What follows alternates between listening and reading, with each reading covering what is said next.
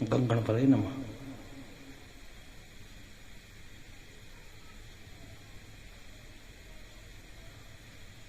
ओम गं गणपतये नमः। आइए हम कथा में प्रवेश करें।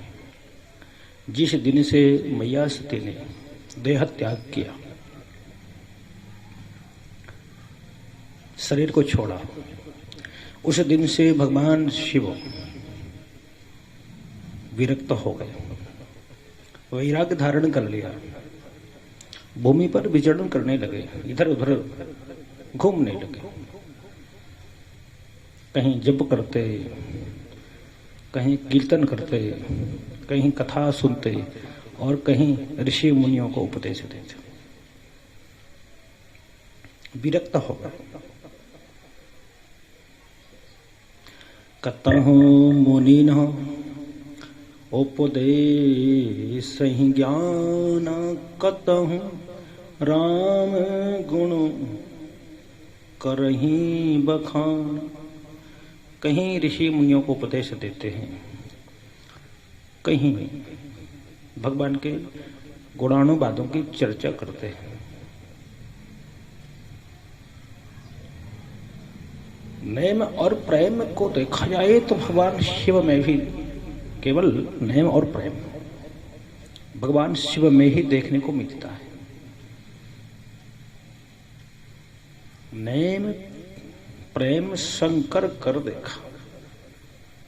भगवान शिव में नियम भी और प्रेम भी, नेम प्रेम शंकर कर देखा।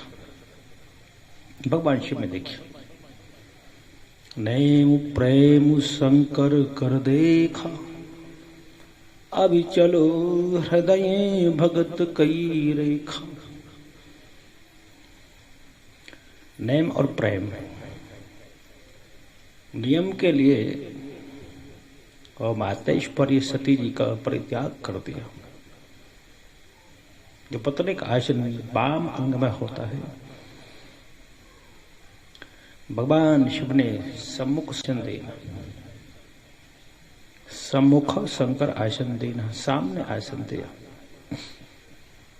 नेम और प्रेम, नेम और प्रेम भगवान शिव में देखा जा सकता है। नेम प्रेम शंकर कर देखा। नियम के लिए जगत जननी पराम्बा मां सती जी का परित्याग कर दिया, और प्रेम के लिए शिवत्व को भूल गए, अपने स्वरूप को विसार दिया, अपने आप को भूल गए, मैं कौन हूं। ये प्रेम है। प्रेम में वास्तविक वही है कि हम भूल जाएं हम कौन हैं।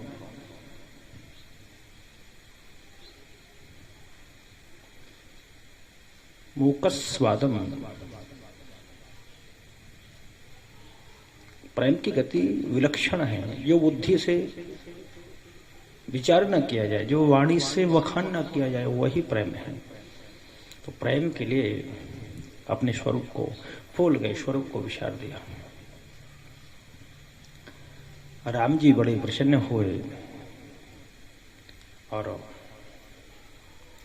उसी समय राम जी प्रकट हुए।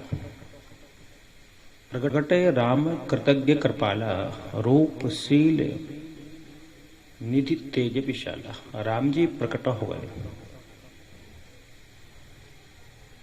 प्रकट होकर के भगवान शिव की बड़ी तारीफ की, बड़ी सराहना की।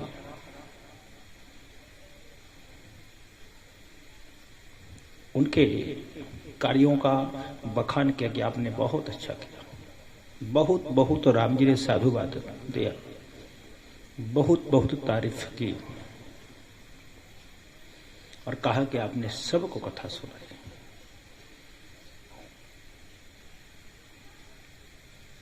और आपने हमारी कथा सुनाई, अब हम भी कथा सुनाएंगे, तुम सुनो। शिव जी बोले कि हम तो भगवान की कथा सुनाते हैं, आपकी कथा सुनाते हैं, आप किसकी कथा सुनाओगे। राम जी ने कहा कि तुम भगवान की कथा सुनाते हो और हम तुम्हें भक्तों की कथा सुनाएंगे, श्रवण करो। राम जी ने कथा सुनाई। शिव जी श्रोता, वो कथा थी किसकी? तो सुनिए, अति पुनीत गिरजा की करनी, बिस्तर सहित कृपा निधि वर्णी। अति पुनीत गिरजा की करनी, विस्तर सहित कृपा निधि वर्णी। राम जी ने वो पवित्र करनी पार्वती जी की सुनाई भगवान शिव के लिए, जैसे अवतरित हुई हैं। और अणिमा लघुआ आदि जो अष्ट सिद्धियां पर्वतराज हिमांचल पर आई, सारी सुख सुविधा सुंदरता आदि का वखान सब राम जी ने किया। जो कथा थी पूरी सुना डाली। देवर्षि नारद आए। नारद जी को आया जान करके हिमांचल बड़े प्रसन्न हुए। नहीं तो राजा लोग आज के जमाने की बात करें, कहां ब्राह्मणों को महत्व देते हैं, लेकिन जो ब्राह्मणों को पूजते हैं उनका नाम स्वर्ण पत्र पर अंकित हो जाता है। तो देवर्षि नारद आए, हिमांचल ने बड़ा सत्कार किया, बड़ा स्वागत किया। बहुत प्रसन्न हुए। सर्वप्रथम तो पैरों को धुला,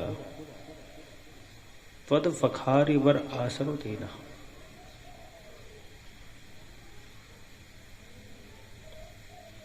शैलराज बड़ा आदर की ना हो। पहले तो पर्वतराज ने बड़ा आदर किया और फिर सर्वप्रथम पद वखार, पैरों को धुला, वर आसन देना, आसन पर बिठाया। नारी सहित मुनि पद सिरु नावा। अकेले नहीं, सपत्नी पत्नी के सहित, रानी के सहित देवर्षि नारद जी के चरणों में प्रणिपात किया, दंडवत किया। चरण सलील सबु भवन सिंचावा। और चरणोदक, जिस जल से चरणों को धुला था वह पादोदक, वह चरणोदक लेकर के अपने भवन और शरीर को पवित्र किया। तो ये सारी कथा राम जी भगवान शिव को सुना रहे, श्रवण करा रहे हैं, पार्वती की कथा को सुना रहे हैं। विस्तार सहित कृपा निधि वर्णी, विस्तार से कह रहे हैं। हम तो कहीं भूल जाएं, कहीं चूक हो जाए, पर राम जी ने ये कथा विस्तार से कही।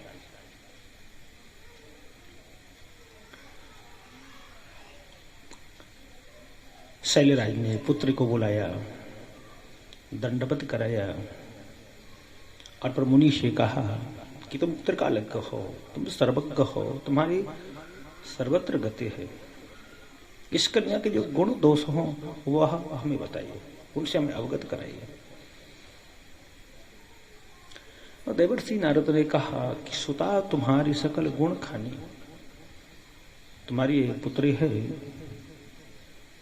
वह सर्वप्रथम तो बात यह है कि सब लक्षण संपन्न कुमार, तुम्हारी पुत्री सभी लक्षणों से सुसंपन्न है। और फिर सुता तुम्हारी सकल गुण खानी, सभी गुणों की खानी है। और नामकरण किया। नाम में ध्यान दे आप, यथा नाम तथा गुणम। जैसे गुण हो नाम वैसा ही होना चाहिए, गुण के अनुसार। ग्रह जैसे पड़े हो वैसा नाम। नाम विशेष है, क्योंकि नाम नहीं है तुम कैसे समझेंगे। हर वस्तु का एक नाम होता है और नाम हमेशा जैसे गुण हो वैसा नाम होता है। गुणों के अनुसार नाम रखा जाता है। नाम के अनुसार गुण नहीं, बल्कि गुण के अनुसार नामकरण होता है। तो नाम उमा अंबिका भवानी, नामकरण किया। हेमंचल ने कहा कि मुनिवर कृपा करके इतना बताते कि भविष्य में ग्रह अनुकूल तो है, प्रतिकूल ग्रह तो नहीं है। तो देवर्षि नारद ने कहा कि 2-4 अवगुण हैं, मैं आपको समझा कर कहता हूं।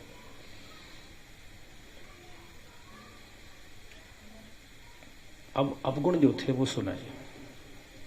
अगुण अमान मातु पितु हीना, उदासीन सब संसे छीना। जोगी जटिल अकाम प्रेतों के साथ, भूत प्रेतों के साथ रहने वाला, शमशान में वास करने वाला इत्यादि की सारी बातें कही।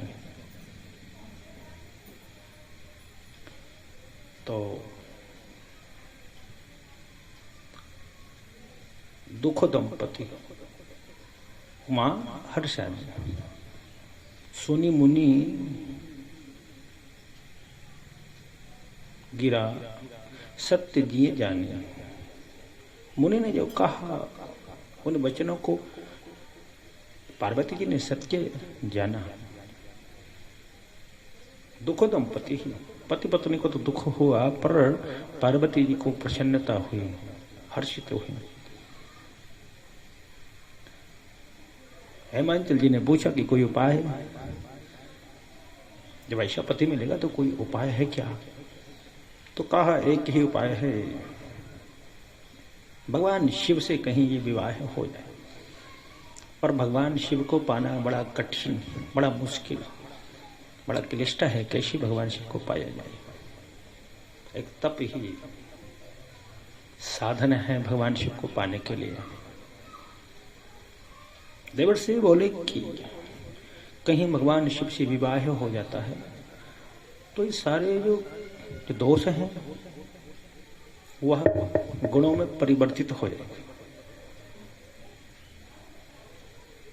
जो विवाह शंकर सन होई, यानी सारे लोग ये दोष को भी गुण कहने लग जाएंगे, क्योंकि समर्थ कहे नहीं दोष गोसाई, समर्थ को कभी कोई दोष नहीं होता है। रवि पावक सुरसरी की नहीं।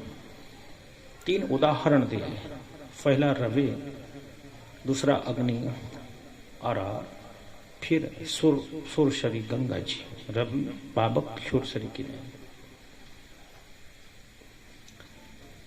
सूर्य नारायण सबके ऊपर प्रकाश डालते हैं क्योंकि वो समर्थ है। चाहे कोई पवित्र हो अपवित्र हो, नहाया हो बिना नहाया हो, खाया हो बिना खाया हो, सोया हो बिना सोया हो, जागा हो बिना जागा हो, ऊंचा हो नीचा हो, कद काठी नहीं देखते।